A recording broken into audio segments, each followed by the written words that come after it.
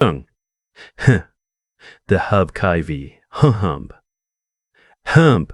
Kump. Anan ban ias. Kiv. Tramnan han dan sa tum demari. Dum dum. Tum tum cov cum fries. File Martin durs tram to feel. Martin. Derek. Paul. Phil. Gary. Tom. Craig. Spencer. Howard. Nathan, Cole, Vincent, Rebecca. Sandra. Hiro. Brendan. Felix. Claudia.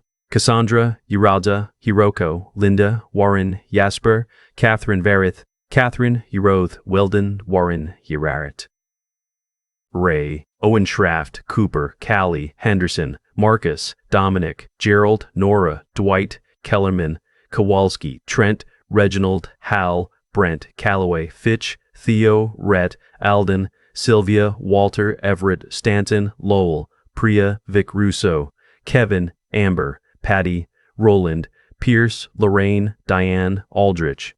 Preston. Miles Garrett. Eli. Sutton. Hargrove. Cliff. Norman. Zane. Gareth. Whitfield. Osgood. Renata. Boyd Callister. Iris. Vaughn Pritchard. Terrence Hobbs. Daniel Marsh. Page. Bryce Whitmore. Beckett. Conrad. Langford. Alderman. Castillo. Tanner. Don. Nolan. Oliver. Rolf. Ingrid. Alderman. Castillo. Tanner. Don. Nolan. Oliver. Rolf. Ingrid. The A escorted me out of the building, while badge was still warm from my hand. Saventon use. One cardboard box. And a kid in a pressed suite who couldn't look, and the man that poured me that morning had no idea what had just started. I want to be clear about something before I tell you how this ended. I'm not a vengeful person, never have been. I spent 3 decades in this industry building a reputation on exactly the opposite. Patient, methodical, the kind of man who reads the fine print twice and still finds something everyone else missed. That's not revenge, that's just who I am. But when someone mistakes your restraint for weakness, eventually the bill comes due. And when it does, it's got 17 years of compound interest attached to it. Let me back up. I started at Harwell Pharmaceutical in 2007. Walked in as a senior regulatory affairs manager with a biochemistry degree and 10 years of FDA compliance experience. The company was mid-sized then. About 400 employees, 2 manufacturing sites, a handful of approved drugs, and a compliance infrastructure that looked like it had been built by someone who'd once read a summary of FDA requirements and called it a day. I spent the first 6 months just cleaning up what was already there. Gaps in documentation. Missing validation records. A master file that hadn't been updated since 2004. Nobody thanked me for it. Nobody really noticed. But I noticed. Because I'd seen what happens when a company gets audited with holes like that. I'd watched it happen to a competitor back in 2003. Warning letter. Consent decree. 2 years of remediation that nearly killed the company. I wasn't going to let that happen here. By year 3, I'd rebuilt the compliance infrastructure from the ground up. By year 7, we'd sailed through 2 FDA inspections with 483 observations. That doesn't happen. That almost never happens. Our regulatory VP at the time, a guy named Horace Drummond, used to joke that I was the reason the inspectors went home early. He wasn't entirely wrong. Horace retired in 2018. That's when things started to shift. The board brought in a new chief operations officer from outside the pharma sector. His name was Beckett. Wait, that name's taken. His name was Lyle Farrow. 39 years old. Background in consumer packaged goods. He'd spent the last 8 years optimizing supply chains for a snack food company and had apparently done it well enough that someone thought those skills translated directly to pharmaceutical manufacturing. They didn't. I knew it the first week. Lyle sat in on a regulatory review meeting and spent most of it on his phone.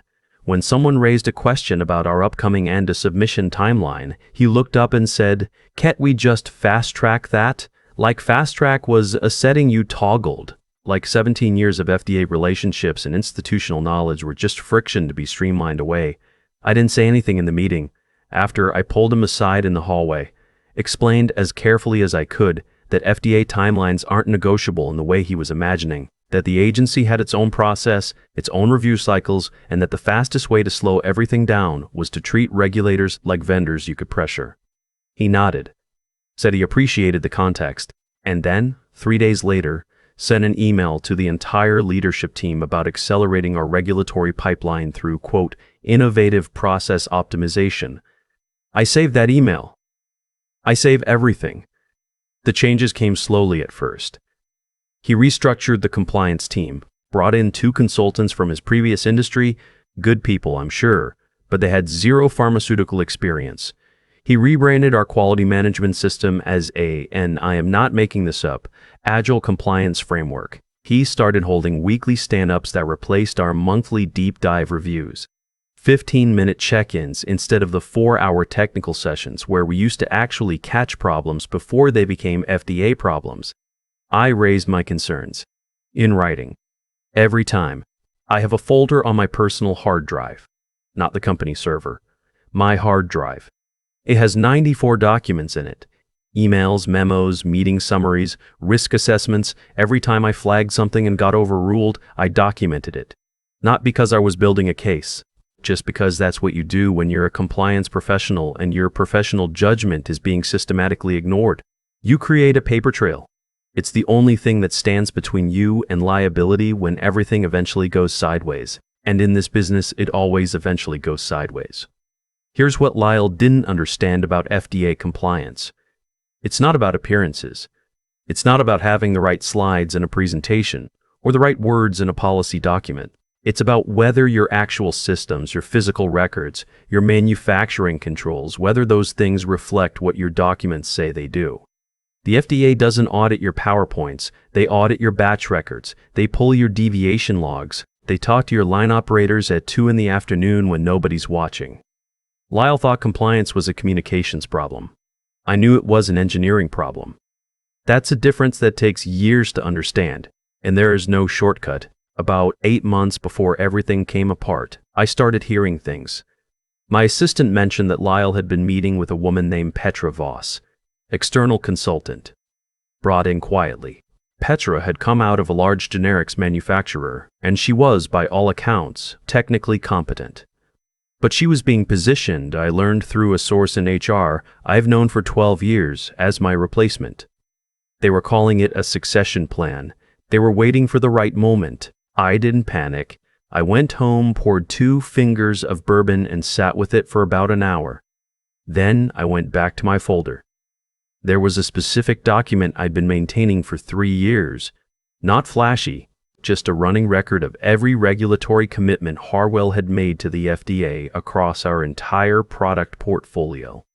Response letters, post-approval commitments, consent agreements from an old warning letter we'd resolved back in 2015. Most of it was historical. Some of it had deadlines attached. One of those deadlines was coming up. In 2019, as part of a corrective action plan for a manufacturing deviation, we had submitted a commitment letter to FDA's Office of Pharmaceutical Quality. In that letter, we promised that by a specific date, we would complete a validation study for one of our high-volume generic products and submit a prior approval supplement documenting the changes. The deadline was real. It was in writing. It was on file with the agency. Lyle's Agile compliance framework had deprioritized that validation study 18 months earlier. When I'd raised it at the time, I was told it would be addressed in the next budget cycle. Then the cycle after that. Then it got assigned to one of the consultants, who produced a gap analysis that didn't actually close the gap. The deadline was now 11 weeks away. I went to Lyle, sat in his office, laid out the situation as plainly as I could. This isn't a suggestion, I told him. This is a written commitment to a federal regulatory agency. If we miss this deadline without requesting an extension, we are in breach of a post-approval commitment. That triggers an automatic flag on our compliance record. That flag doesn't disappear. It follows every future application, every inspection, every interaction with the agency for years. He listened. He said he understood. He said he'd have his team look into prioritizing it. That was on a Tuesday. On Thursday, I got a calendar invite for a Friday meeting with Lyle and the head of HR. No agenda listed. I knew what it was. I didn't sleep Thursday night. Not because I was scared exactly, more because I was running calculations, thinking about what the next 12 months looked like from every possible angle. My wife noticed. She didn't say much, just brought me coffee around midnight and sat with me for a while. She's been doing that for 26 years. She knows when I'm working through something and she knows not to interrupt the process. I'm a lucky man in that regard. By about 2 in the morning, I had my answer. The meeting was exactly what I'd expected. They called it a position elimination. Said my role was being restructured as part of a broader operational realignment. Offered me a separation package. Standard language, polite handshakes, a box of my personal items that my assistant had thoughtfully packed for me. She'd put a small plant on top. The one I kept on my windowsill. That detail actually got to me a little. Security walked me to my car. Not unkindly. One of them had known me for 11 years. He didn't say much. Just shook my hand at the parking garage entrance. Lyle was nowhere to be seen. Here's the thing about being escorted out of a building you spent 17 years inside. You'd think it would feel humiliating. And maybe it should. But what I actually felt, walking through that parking garage with a cardboard box and a small plant, was a very specific kind of calm. The kind that comes when something you've been bracing for finally happens. The uncertainty is worse than the thing itself. I'd been bracing for this for 8 months, and I'd been preparing for it for 3 years. My attorney's name is Gwendolyn Marsh. She's been practicing employment and regulatory law for 30 years, and she is, without exaggeration, one of the sharpest people I have ever met. I called her from the parking garage. She picked up on the second ring. I gave her the summary. She was quiet for a moment. Then she said, "Did you bring your documentation?" "It was on my personal hard drive, not the company server, always had been." She said, "Good. Come in Monday morning." Over the following 2 weeks, Gwendolyn and I went through everything in that folder. All 94 documents. We organized it by date, by risk category, by regulatory implication. What emerged was something I hadn't fully seen when I was building it piece by piece. Viewed as a whole, it was a detailed and specific record of a compliance infrastructure being systematically dismantled over 2 years by someone who didn't understand what he was dismantling, and at the center of it was that post-approval commitment. The one with the deadline now 9 weeks away. Gwendolyn made a call to a contact at the FDA's Office of Regulatory Affairs. Not adversarial. Professional. She explained that a former employee of Harwell Pharmaceutical had concerns about the company's ability to meet certain outstanding regulatory commitments and had documentation supporting those concerns. She asked about the appropriate channel for submitting such information. They told her, "We submitted a formal notification. Not a complaint exactly, more of a flag. A document that said, in effect, here is a written commitment this company made to your agency, here is the deadline, here is our evidence that the work required to meet that commitment has not been completed, and here is the history of how that came to be. I want to be clear about something. I did not do this to hurt the company. I did not do this to hurt the people I'd worked alongside for 17 years. I did it because the commitment was real, the risk was real, and ignoring it wasn't going to make it less real. It was going to make it worse. Every week that passed without proper action increased the exposure. I'd spent my entire career trying to keep pharmaceutical companies away from that particular cliff. Old habits. What happened next moved faster than I expected. Gwendolyn got a call from Harwell's outside counsel about 6 weeks after our submission. Professional, measured, the way lawyers talk to each other. He indicated that the company had become aware of our communication with the agency and wanted to understand the scope of the documentation I held. Standard discovery posture. I wasn't surprised. What did surprise me was what Gwendolyn learned through back channels a week later. The FDA had fast-tracked a for-cause inspection, not a routine visit. A targeted audit, triggered by an outstanding commitment flag. They'd scheduled it for 3 weeks out. That kind of timeline means the agency is treating it as a priority. It means someone with authority looked at the submission and decided it warranted immediate attention. I heard later from my former colleague, someone I'd mentored for 4 years, who still trusted me enough to call, that the inspection notification arrived on a Monday morning. By Monday afternoon, Lyle Farrow had called an emergency leadership meeting. By Tuesday, he pulled the 2 consultants off everything else and pointed them at the validation study. By Wednesday, the entire quality team was in crisis mode, working nights and weekends trying to compress 18 months of work into 3 weeks. It was too late. You can't do it that way. I knew it. Gwendolyn knew it. And deep down, I think Lyle probably knew it too by Wednesday evening. The inspection lasted 4 days. I wasn't there. I didn't need to be. What I know about how it went, I know from public record and from a few quiet conversations with people who were in the building, the investigators pulled the validation files first thing day one. They reviewed the commitment letter. They asked to see the completion documentation. There wasn't any. They documented the gap. They reviewed the deviation history. They found the deprioritization decisions. They found the budget cycle deferrals. They talked to the line operators. Line operators tell the truth. That's one of the things I always respected about them. They don't have political capital to protect. They just tell you what they actually do every day. The inspection ended on a Thursday. I was at home when Gwendolyn called. Warning letter, she said, and they flagged the post-approval commitment breach for referral to the Office of Criminal Investigations. She paused. They want to review the internal decision-making history. I sat with that for a moment. The warning letter itself was significant. It would delay every pending application Harwell had with the agency. It would trigger mandatory remediation. It would require a third-party compliance audit, results submitted to FDA for review. Depending on severity, it could restrict the company's ability to ship product from the affected manufacturing site while remediation was underway. That is not a small thing. That is an existential threat to a mid-sized pharmaceutical company. Harwell's board moved quickly. 2 weeks after the warning letter was issued publicly, Lyle Farrow's LinkedIn showed that he had transitioned to an advisory role, which in my experience means they'd moved him out of operational authority but hadn't quite decided what to do with him yet. 90 days later, his profile went quiet entirely. I heard from someone in finance that his contract hadn't been renewed.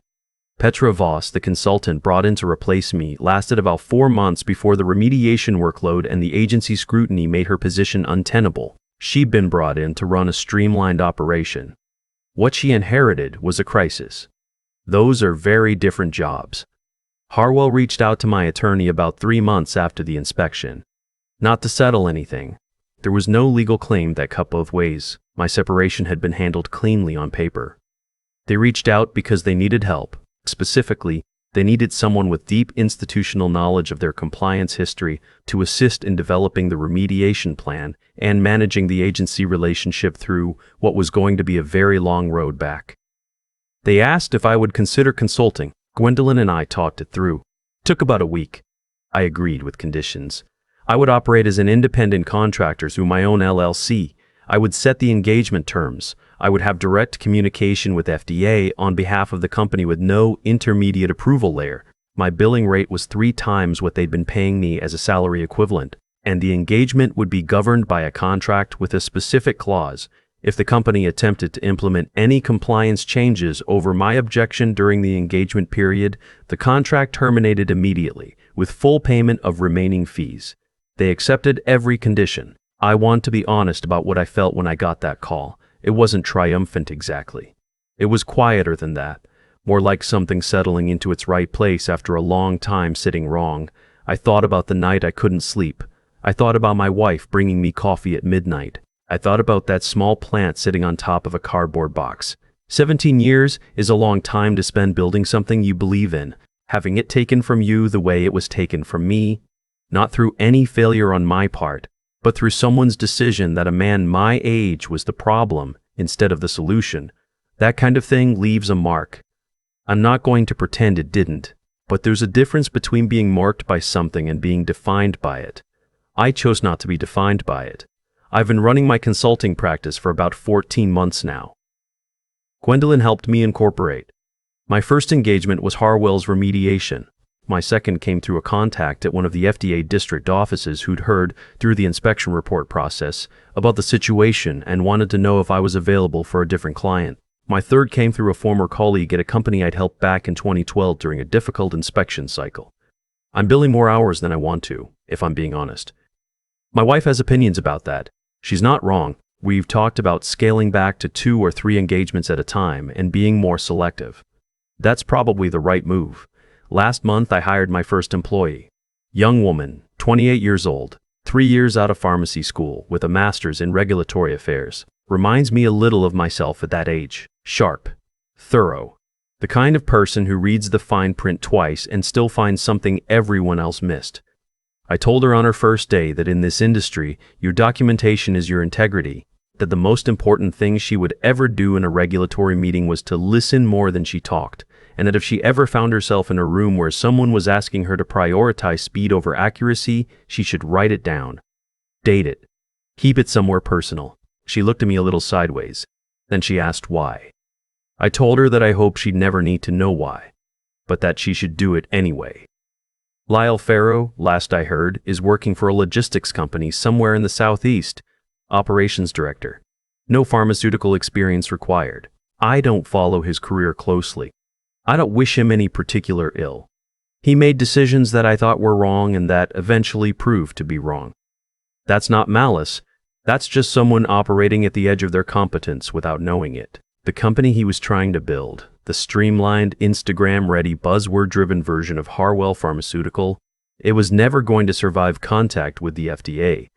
Regulatory compliance is one of those fields where the shortcuts always cost more than the original work. You can't hack your way around a consent decree, you can't optimize your way out of a warning letter, you can't disrupt your way through a for-cause inspection. What you can do is put in the years. Learn the system well enough to protect the people who depend on the products that system produces. The patients, ultimately. That's who all of this is actually for. I haven't lost sight of that. I don't think I ever will. There's a framed copy of our first clean inspection certificate on the wall in my office. 2011. 0 observations. It's not flashy. Most people probably wouldn't know what they were looking at if they saw it. But I keep it there because it reminds me of what the work actually looks like when it's done right. Quiet. Thorough. No cameras. No press release. Just the truth, documented cleanly, standing on its own. That's always been enough for me. I've had a lot of time to think about what actually happened in that parking garage, not the logistics of it, the cardboard box, the security escort, the small plant my assistant packed on top. I mean what it meant, what the whole 17 years meant, and whether I'd do any of it differently if I could go back. The honest answer is no, not one day of it.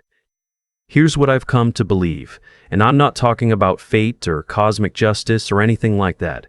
I'm talking about something much more practical.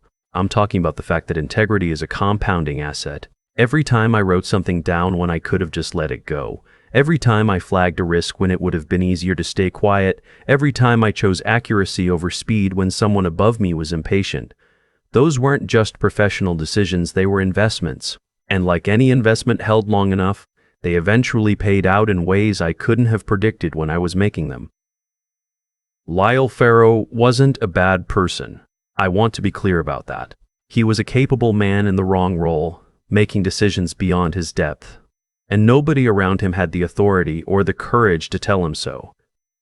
That's not entirely his fault. But the consequences were real, regardless. The gap between what he thought compliance meant and what it actually meant didn't disappear because he didn't understand it. It just sat there, growing, until something forced it into the open. What I think about most, honestly, isn't Lyle. It's the young woman I hired 14 months into running my own practice. She asked me on her first day why she should document everything even when nothing was wrong. And I told her I hoped she'd never need to know. But the truth is, I was also telling her something about character, about what kind of professional she was going to be. Because the habit of documenting, of being precise and honest when there's no immediate reason to, that habit is what you actually are when pressure arrives. You don't rise to the occasion, you fall to your level of preparation. I learned that the hard way over many years, in many rooms where the stakes were higher than they looked from the outside. Gordon Reed didn't win because he was clever. I wasn't playing a game. I wasn't positioning myself for a comeback. I was doing what I had always done, keeping a careful record of the truth, because the truth eventually matters in every industry where human health is on the line. The comeback was a consequence of that, not the goal. That's the part that's hard to explain to people who are younger and still think of professional life as something you win or lose in a single dramatic moment. It isn't. It's a long accumulation. Every small choice about whether to be precise or approximate, whether to speak up or stay quiet, whether to hold the standard or let it slide just this once, those choices are building something. Either they're building a record you can stand behind, or they're building a gap that someone will eventually find. Mine held. That's all I ever wanted. If I'm being honest with myself, not the consulting practice, not the billing rate, Not whatever recognition comes from being the person they had to call back. Just the knowledge that after 17 years, when everything was laid out in front of a federal agency and examined line by line, it held. That's enough. That's always been enough.